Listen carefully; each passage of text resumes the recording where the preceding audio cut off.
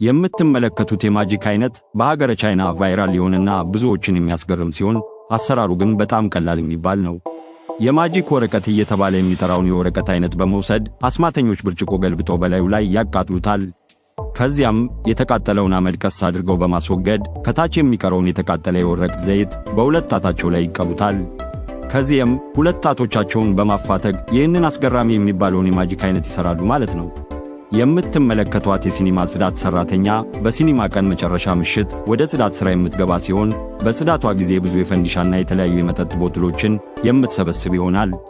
ከዚህ በላይ ግን የሚያስደስታት የጽዳት አይነት በመሃል የምታገኛቸው ገንዘቦችና የተለያዩ ጌጣጌጦች ሲሆን ይህም የጽዳት ሥራውን አጓጊና አዝናኝ እንዳደረገላት ተናግራለች። ይህ የምታዩት ሰው ማንኛውንም ነገር በካርታ ካርድ መቁረጥ የሚችል ሲሆን ይህ ብቃቱ የሶሻል ሚዲያውን የተቆጣጠረው ሆኖ ተገኝቷል። ሁዋን በመባል የሚታወቀው ግለሰብ ዓመታትን ባስቆጠረው ልምምድና አስገራሚ የትኩረት ብቃት በሶሻል ሚዲያው እንዲታወቅና ብዙ የተወደዱ ምስሎችን እንዲያጋራ አስችሎታል።